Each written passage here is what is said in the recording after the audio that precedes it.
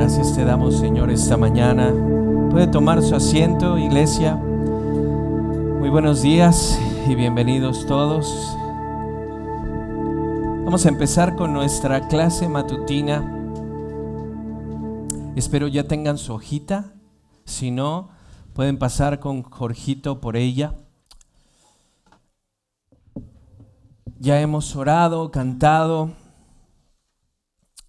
Ahora vamos a comenzar nuestra clase. Hace 8 días vimos, como les decía, una de las clases, creo, más importantes de la membresía, por lo que toqué. Recuerden que el propósito de este curso es que ustedes puedan comprender qué enseñamos en la congregación, y se llama curso de membresía, para que de una manera consciente pueda usted decir: quiero ser parte de esta congregación y entiendo lo que se enseña y por qué se enseña.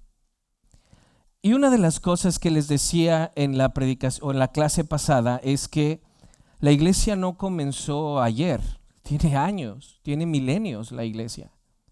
Y en ese tiempo, el Señor ha utilizado pastores que han hecho y creado y sistematizado teología para poder contrarrestar algunos movimientos que se habían levantado durante todo este tiempo. Y vimos, hermanos, los documentos más importantes de los primeros 8 siglos de la iglesia. Son documentos que, a través de mucho estudio y la reunión de toda la iglesia, se crearon esos documentos. Mucho estudio. Les decía que el adjetivo católico no es algo incorrecto. Realmente católico simplemente es universal, que significa que la iglesia del Señor no está centrada en una sola región, en un solo lugar, sino que abarca donde quiera que haya un creyente, ahí está la iglesia. Eso significa católico. Entonces les decía a mis hermanos que nosotros en Iglesia Renova podríamos llamarnos católicos en el buen sentido de la palabra, ¿sí? En ese sentido de los primeros concilios que hizo la iglesia para demostrar la Trinidad, para hablar acerca del Espíritu Santo, para hablar de la naturaleza de Jesús, que es verdadero hombre, pero también verdadero Dios. Todo eso ha sido teología que ha formulado la iglesia por años. Pero así como tuvo muchísimos aciertos, también tuvo muchos errores. Y se desviaron muchas personas y empezaron a venerar santos y todo eso. Entonces, nuestro trabajo es estudiar, ver qué cosas son correctas, ver cuáles no, abrazar las que son correctas, desechar las que no son correctas. Y eso, tía Mimi, fue precisamente lo que ocurrió en la Reforma. Les decía al terminar la clase pasada que para el siglo X, ya en el año 1000, la simonía, que era la venta de puestos, estaba a la orden del día. Ya no se buscaba ser un pastor o obispo para cuidar a la iglesia o para cuidar a la gente, sino se buscaba esa posición porque ya tenía mucho poder y había muchas tierras que los católicos romanos habían adquirido a través de los años. Entonces, en este tiempo en donde estaba la simonía, venta de puestos, estaban las indulgencias y la doctrina del purgatorio. En este tiempo el Señor empieza a levantar corazones de hombres que decían: algo no está bien. Y eso es cuando comienza la Reforma protestante. Vamos a su hojita, por favor, mis hermanos. La Reforma protestante. Hemos dado un breve vistazo a los documentos más importantes de la historia de la iglesia. Renova entonces, como iglesia reformada, acepta los credos y definiciones que la iglesia del Señor ha desarrollado. ¿Sí? Lo que les decía la semana pasada, de repente a lo mejor en algún servicio vamos a citar el credo niceno y lo vamos a decir: hermanos, creo en Dios Padre Todopoderoso, creo en el Hijo, etc. Como iglesia reformada aceptamos esos credos que vemos que son correctos, que son bíblicos. Sigo leyendo. La Reforma Protestante es uno de los eventos, hermanos, más significativos, no solo en el ámbito religioso, sino en la cultura general, en el mundo en general. La Reforma trajo muchas cosas, muchos avances, hermanos, no solo en la religión, sino en la cultura general. Los reformadores trajeron mucha prosperidad en el sentido correcto de la palabra. Recordemos que la Iglesia Católica Romana, y esto ya se los dije, pero es importante recordarlo, recordemos que la Iglesia Católica Romana tenía un poder ya no solo religioso, sino político, político. Ya el Papa el Papa tenía el poder de pelear contra reyes si era necesario. Ya no era solo la religión, ya no era solo la fe y el cristianismo, sino que desde Constantino en el 325, y eso lo veremos más en la historia de la iglesia se mezcla en un sentido con lo político, desde ahí, y empieza a haber una unión política religiosa que afectó mucho, tía Mimi, a los obispos, porque empezó el imperio a darles oro, tierras, y el corazón es malo, hermanos, y codicioso. Y al ver oro y al ver todo eso, muchos empezaron a decir: de aquí soy. Entonces, en este tiempo el Papa tiene mucho poder. En el siglo VIII, el Papa nombra, fíjense, el Papa unge a Carlomagno como el emperador del lado occidente de Roma, del Imperio Romano. Imaginen, el Papa lo nombra emperador a Carlomagno. Hemos escuchado de Carlomagno, es un personaje histórico fregoncísimo. Carlomagno fue aquel que, Carlos Martel, su abuelo, fue el que pudo pelear contra los musulmanes en aquel tiempo. Entonces, en este tiempo, mis hermanos, por ahí del 1900, 1100, el Papa tiene mucho poder, y entonces ese poder hacía que muchos de ellos abusaran de la gente, abusaran de la fe, y tomaran territorios y, entre otras cosas, persiguieran personas que no estaban de acuerdo con ellos. Como tenían el poder del imperio, ellos podían pedir un ejército a su favor para poder atacar a cualquiera que estuviera en contra de ciertas doctrinas. ¿Sí? Era mucho poder. En ese tiempo, entonces, los intereses ya no eran necesariamente espirituales o para el bien de la iglesia. En otras palabras, la iglesia ya no era lo que fue en los primeros siglos. Ahora, Armandito, no debemos de generalizar, porque siempre hubo personas que amaban al Señor. Siempre, dentro de la iglesia. Pero la mayoría estaba desviada. No podemos generalizar, pero si hacemos un balance, la mayoría estaba del lado de la codicia, el engaño y todo eso. Y ese poder, mis hermanos, hizo que muchos sufrieran, porque tenían el poder del Papa y del imperio también para llevar a cabo sus planes. Aparte del poder político religioso que tenía la Iglesia Católica Romana, ya no estamos hablando de la católica de los primeros siglos, sino católica romana. Aparte del poder político religioso que tenían, había doctrinas que podemos argumentar que no son bíblicas, que no eran bíblicas. Dos de ellas, las que se pueden decir que son más sobresalientes de ese tiempo, sería el purgatorio y las indulgencias. El purgatorio, fíjense que el primero que trajo esta idea, pero nunca la sistematizó ni creó la doctrina, fue Agustín de Hipona. Agustín, él era un gran pensador. Yo creo que pocos han escrito tan bonito como él. Ustedes tienen que tienen que leer. El doctor R.C. Sproul decía, cualquier creyente, todo creyente debería de leer por lo menos una vez las Confesiones de Agustín de Hipona.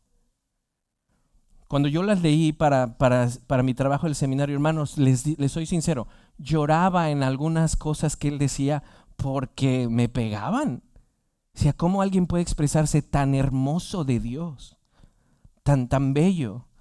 Este hombre pensador y que fue creado en filosofía y era muy bueno, él pensó, él dijo, yo creo que puede que haya un lugar en donde las personas terminan de purificarse antes de llegar a la presencia del Señor. Él dijo eso en un pensamiento muy vago, no sistematizó nada. Pero esa idea ya se fue agarrando con Gregorio V, les decía, y él sí ya empieza a poner a sistematizar esta idea de que hay un lugar en donde la persona que no muere justificada va ahí a terminar de pagar sus pecados. El purgatorio era una de las doctrinas fuertes en ese tiempo. Ahora, la otra doctrina era las indulgencias, hermanos. Las indulgencias eran documentos que se creaban por parte de la Iglesia Católica Romana, y estos documentos eran creados y tú podías comprarlos. En esos documentos, depende de la situación, se te daba cierto favor por parte del Papa. Para ellos, el Papa es el representante de Cristo en la tierra. Para ellos, el Papa es un apóstol presente hoy. ¿Sí? Yo les he dicho varias veces que no hay apóstol, porque si hubiese apóstoles, entonces el canon estaría abierto y todo lo que dijeran sería ley para la iglesia entera. Bueno, eso es el Papa. El Papa puede dar una doctrina que no esté en la Biblia, pero como es él, se tiene que obedecer. ¿Me explico? Como él es supuestamente el representante de Cristo desde Pedro hasta hoy, tiene el poder de dictar doctrinas que, aunque no estén en la Biblia, sean válidas por su puesto, su título. Una de ellas era las indulgencias. En el tiempo de Lutero se levantó un hombre llamado Tetzel, hermanos. Tetzel dicen que era muy elocuente, sabía hablar muy bien. Y él vendía indulgencias. En ese tiempo se necesitaba dinero para terminar lo que hoy conocemos como la basílica, donde está el Papa de San Pedro. En ese tiempo, en el tiempo de Lutero, 1500 por ahí, se necesitaba dinero para terminar de construir y entre otros gastos. ¿Qué pasó? El Papa dijo, necesitamos indulgencias, necesitamos vender. Entonces contratan a este tal Tetzel. Y Tetzel decía unas cosas muy pesadas en sus indulgencias. Él decía, con esta indulgencia les serán perdonados cualquier pecado. No importa que aún, y esto es fuerte, hermanos, aún el pecador hubiese violado a la misma madre del Señor, con esta indulgencia le será perdonado. Y no tiene que mostrar arrepentimiento. En cuanto usted la obtenga, en ese momento será perdonado. Y si tiene un pariente en el purgatorio, cuando usted ponga la moneda en el cofre, al sonar la moneda en el cofre, en ese mismo momento su pariente que está en el purgatorio saldrá al cielo. Ese era el movimiento. Lutero escuchó a Tetzel y dijo, esto no puede ser así. Esto no es así. Entonces estaban esas dos enseñanzas, el purgatorio y las indulgencias en este tiempo.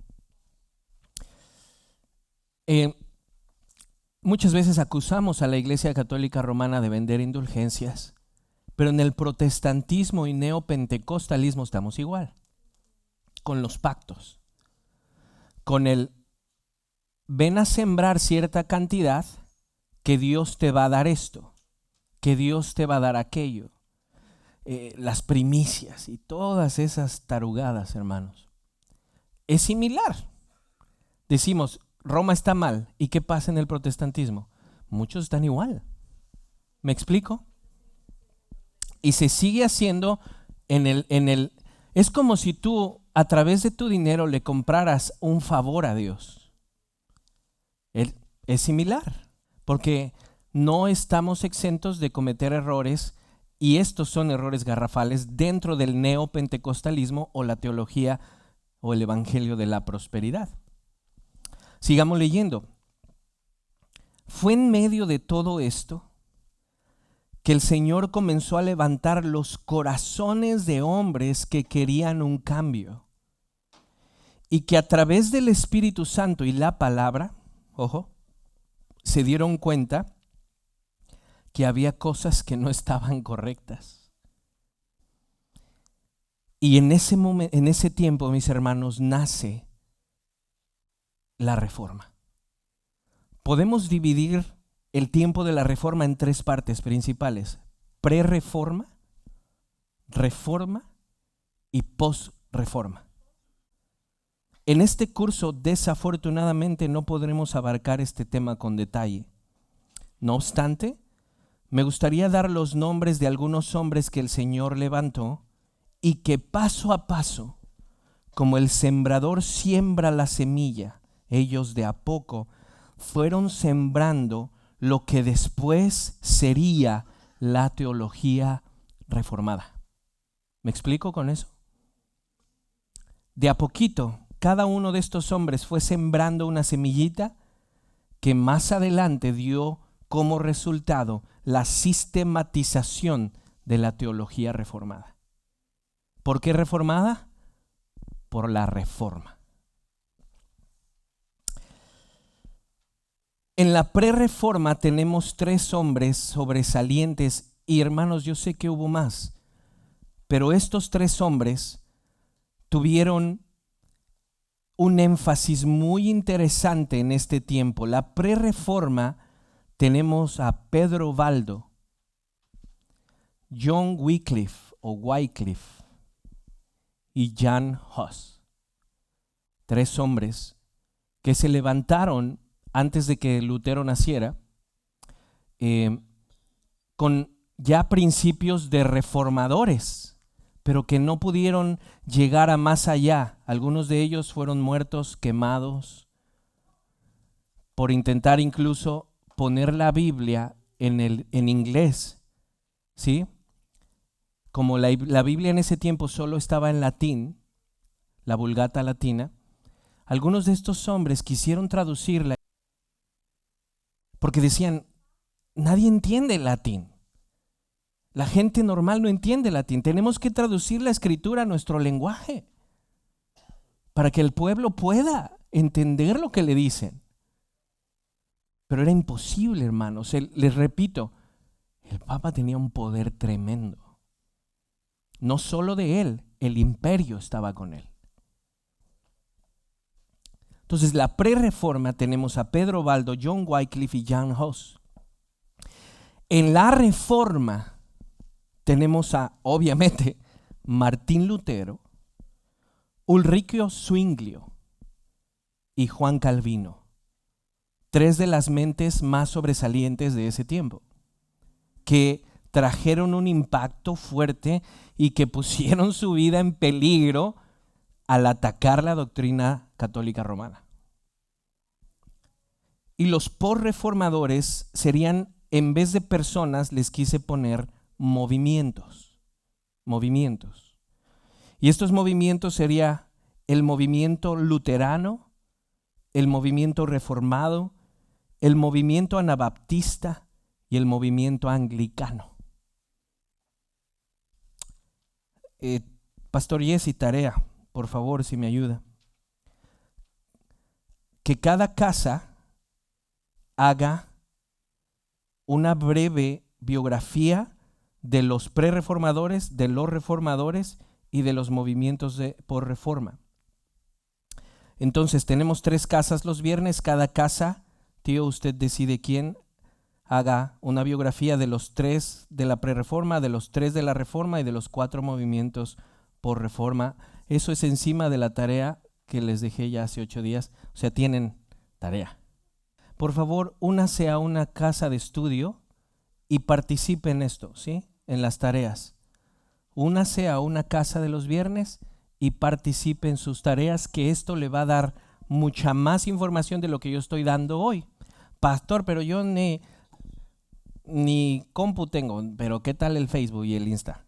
No quiero, hermanos, que sea solo una persona, sino los 5 o 6 que estén en la clase de alguna forma participen en el estudio de lo que les estoy dejando de tarea, ¿sí? De alguna forma. Aunque sea que, ¿tú qué hiciste? Yo puse el título, Martín Lutero. Órale, pues, ¿sale? Aunque sea así, pero porfa participen. No recuerdo qué pastor dijo, pero ninguna generación ha tenido tanto acceso tan sencillo como nosotros a verificar todo, a estudiar. Tenemos audiolibros, personas que nos explican todo. O sea, no ha habido una generación tan bendecida en el sentido de la tecnología y el acceso como nosotros. Arnoldo, ayúdame. No recuerdo qué prerreformador dijo: si Dios me lo permite, haré que un pastor de ovejas sepa más de la Biblia que el mismo Papa. Alguien dijo eso. Pero el corazón era: la gente tiene que leer las Escrituras. Y dijo este hombre: si Dios me lo permite, haré que un pastor de ovejas sepa más que el mismo Papa, en el sentido del afán y el deseo de que las personas pudieran tener acceso a las Escrituras. Ok, seguimos. William Tyndale. Tyndale es otro muy, muy bueno de la prerreforma. William Tyndale es otro prerreformador que podíamos apuntar. Ok. Ojo a lo que sigue. Así como es nuestro trabajo estudiar la historia de la iglesia en general, tía, mire lo que pongo ahí, es de igual importancia o aún mayor estudiar la reforma, puesto que nosotros como protestantes nacimos ahí. ¿Me explico? O sea, en general debemos estudiar la historia de la iglesia porque es la iglesia del Señor, pero nosotros somos protestantes. ¿Protestamos qué? ¿Protestamos qué si no estudiamos la protesta? ¿Cómo nos decimos protestantes? Si nos llamamos protestantes, debemos hacernos la pregunta: ¿protestamos contra qué? Entonces, la teología reformada, siguiente subtema. La reforma protestante es un mover que Dios, en su soberanía, levantó. ¿Ya vieron cómo lo pongo? La reforma protestante es un mover que Dios, en su soberanía, levantó para que su pueblo pudiera salir del error y tuviese acceso a la palabra. Entonces, este sí es un tiempo que debemos celebrar. Dios utilizó hombres para que su iglesia volviera a la palabra. Y sin duda alguna, hermanos, el personaje más conocido, más significativo de estos tiempos es Martín Lutero. Lutero fue el detonante principal que protestó fervientemente contra los abusos y las doctrinas incorrectas. Ahora, ¿Lutero fue el único? No. Hubo antes otros y después de él otros. Fue un movimiento fue un movimiento que no se dio en un solo lugar. El Señor despertó los corazones de muchos hombres en diferentes naciones que estaban del Imperio Romano, que estaban cansados de mucha injusticia y doctrinas incorrectas y que de algún modo tenían acceso a las Escrituras y vieron que no machaba lo que se enseñaba con lo que la Escritura decía.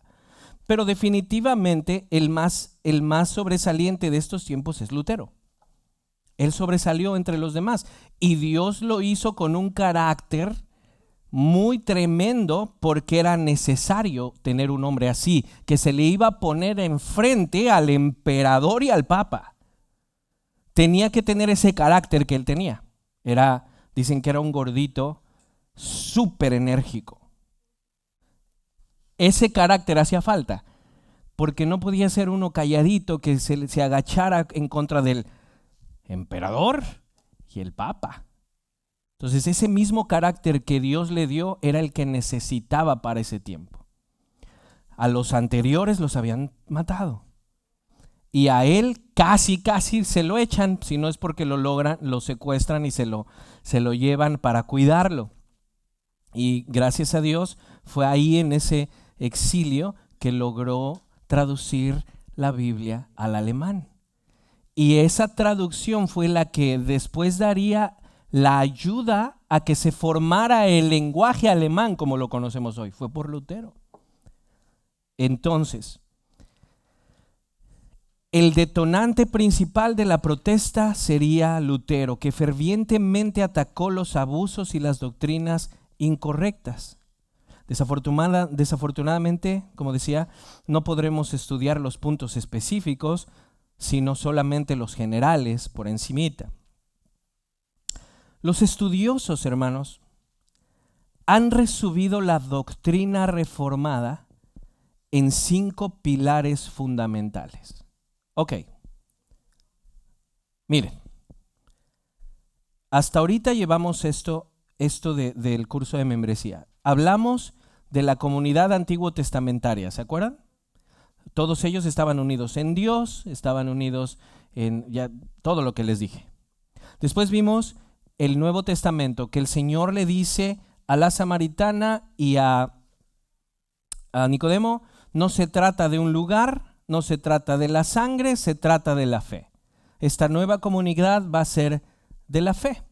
Después el Señor en Mateo 16 le dice a Pedro: ¿quiénes dicen que soy yo? Pedro dice: tú eres el Mesías. Le dice: sobre esta roca edificaré mi iglesia. ¿Se acuerdan?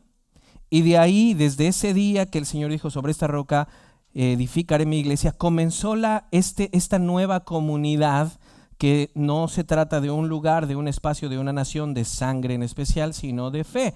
Pasamos toda esta historia de los concilios, donde se reunieron e hicieron documentos muy importantes. Entonces, una iglesia reformada abraza los documentos más importantes de la historia. Nos ayudan y son bíblicos. Pero no solamente eso.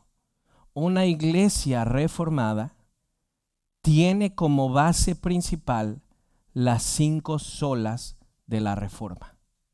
Entonces, si alguien te pregunta, ¿qué es una iglesia reformada? Una iglesia reformada, en general, abraza los primeros concilios, que son los documentos más importantes, porque vemos que son bíblicos, y de esa forma Renova se une a toda la historia de la iglesia. Pero no solamente eso, somos católicos en el buen sentido de la palabra, pero somos reformados. ¿Qué es reformado? La protesta que se dio entre el 1000 y 1700, todo eso. Y entonces la doctrina o la teología reformada se puede definir en 5 pilares principales. Sola Escritura. Sola fide, que es solo la fe. Solo Cristo, sola gracia o sola gratia. Y la quinta, solo a Dios la gloria. Este es el resumen, mis hermanos amados, de la doctrina reformada. Este es el pilar de una iglesia reformada. La Iglesia Reformada entonces abraza los documentos históricos que vemos que son correctos, pero no solamente eso. Nosotros somos protestantes y como protestantes tomamos la doctrina reformada, que fue aquella que Dios levantó para regresar a lo bíblico. Sigo leyendo. Esta es la base del protestantismo.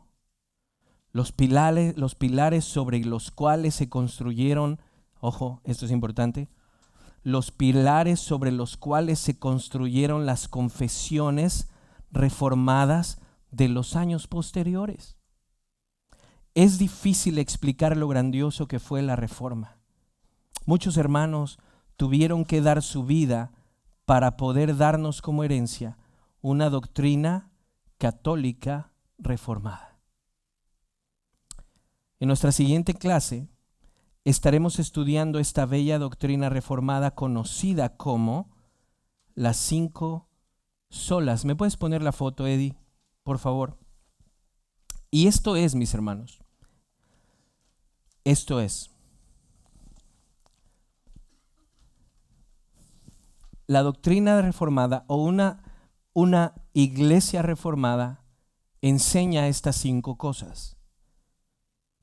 Vean cómo abajo está la base, la Biblia. La Escritura es nuestra base para todo lo que vamos a enseñar.